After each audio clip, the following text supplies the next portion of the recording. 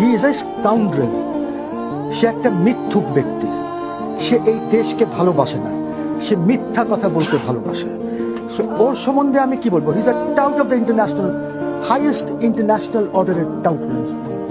He is a fraud. ওনার সম্বন্ধে আমি কি বলতে পারি? আর আমি তো ওনাকে যেদিন উনি বসেছেন সেদিন থেকেই ওনাকে ফ্রড বলছি। আমি আজকে প্রথম বলছি না, হয়তো স্কাউন্ড্রেল আজকে প্রথম বলছি, বাট ফ্রড আমি সবসময় বলেছি। উনি কি করেছেন দেশের জন্য? টেলমি। দেশকে ধ্বংস করা ছাড়া দেশের বাণিজ্য ব্যবসা সব ধ্বংস করেছেন, দেশের আইন ব্যবস্থাকে ধ্বংস করেছেন, মব সৃষ্টি করেছেন দেশে, রুল অফ ল যেটা নিয়ে আমরা এত চিন্তা করি ওইটা ধ্বংস করেছেন। উনি কি দিয়েছেন দেশকে? উনি শুধু নিয়েছেন।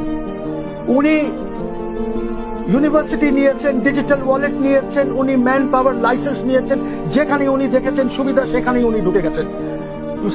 সে একটা খুব খারাপ ধরনের ব্যবসায়ী। ইভেন তার বাসা যেটা গুলশানে আছে সেটা ট্রাস্টের নামে, ফ্যামিলি ট্রাস্টের নামে 9 কোটি টাকা দিয়ে উনি কিনেছেন। হ্যাঁ, এই জন্যই উনি বলেন যে আমার তো কিছুই নাই, আমার তো 2টা প্যান্ট আছে। আরে বেটা, তোমার 2টা প্যান্ট থাকতে গিয়ে নিউ মার্কেট থেকে যে কয়টা ইচ্ছা কিনে নাও, তুমি তো বেতন পাচ্ছ তো। এখানে 200, 250, 300 টাকা করে প্যান্ট পাওয়া যায়, আর তুই বলো আমি 2টা প্যান্টের মালিক, আমার আর কিচ্ছু নাই, গাড়ি নাই, বাড়ি নাই।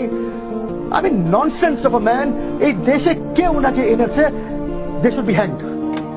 দে should simply be hanged, because এই 2 বছর 18 মাস দেশকে ধ্বংস করেছেন উনি। আজকে যাদেরকে আমরা রাজনীতির থেকে বাইরে রেখেছি তারা রাজনীতিতে থাকতো। আপনি কি 4, 5, 6 কোটি লোককে যারা এক দলের সদস্য বা এক দলের সাথে সম্পৃক্ত, ওদেরকে বের করে ওদেরকে বাইরে রেখে আপনি কিসের রাজনীতি, কিসের ডেমোক্রেসির কথা বলছেন?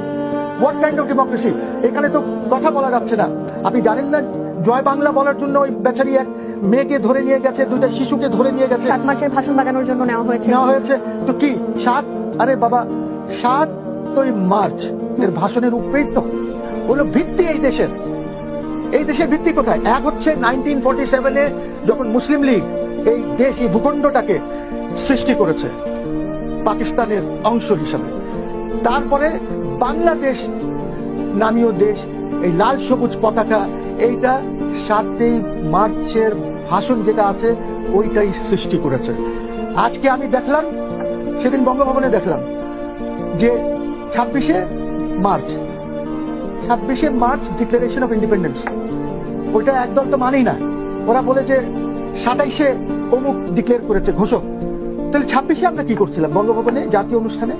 এই প্যারেড গ্রাউন্ডে আমরা কি করছিলাম 26শে? যত 27শে হওয়া উচিত ছিল। আমরা মানলাম যে 26শে ঘোষণাটা হয়েছে, কিন্তু বঙ্গভবনে দেখলাম যিনি ঘোষণা দিয়েছিলেন ওনার ছবি নাই, অন্যদের ছবি আছে। এটা কি দেশের ইতিহাসকে বিকৃতি করে আপনি কি দেশকে এগিয়ে নিতে পারবেন? আজকে যে সংকট সৃষ্টি হচ্ছে এইটা তো এই ইউনূসের জন্য।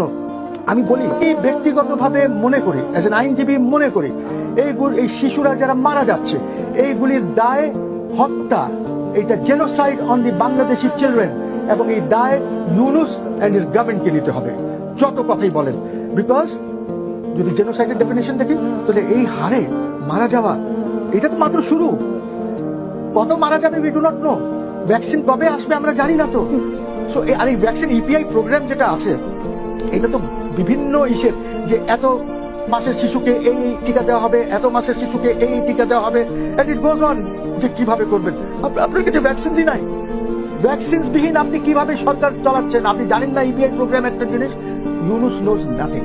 এবং এই দায়টাও নিতে হবে যারা ইউনূসকে এনে বসিয়েছেন, সেটা ওয়াকারুজ্জামান হোক, সেটা ছাত্ররা হোক, সেটা যে কেউ হবে, ওদেরকে এই দায় নিতে হবে। দেশ আজকে ধ্বংস হয়ে গেছে, ব্যবসা বাণিজ্য শেষ হয়ে গেছে। আপনি কি বিজনেসম্যানদের ছাড়া আপনি অর্থনীতি চালাতে পারবেন? উনি এসে একটা ব্যবসায়ীর সাথেও দেখা করে নাই, উনি এসে ব্যবসায়ীদের একটা মিটিং করে নাই যে কোথায় কি সমস্যা আছে। He was a total disaster for this country, এবং he was the biggest fascist এই দেশ যেটা প্রডিউস করেছে। যেটা 234 বিলিয়ন কোত্থেকে আসলো, ফ্রম ওয়্যার? কি বাংলাদেশে কোনো ডেভেলপমেন্ট হয় নাই? অনেক ডেভেলপমেন্ট হয়েছে। কোনো ইপিআই প্রোগ্রাম এর প্রবলেম হয়েছে? কোনো ফুয়েলের প্রবলেম হয়েছে? আমাদের হেলথ সেক্টরে কোনো প্রবলেম হয়েছে শেখ হাসিনার সময়? হয় নাই।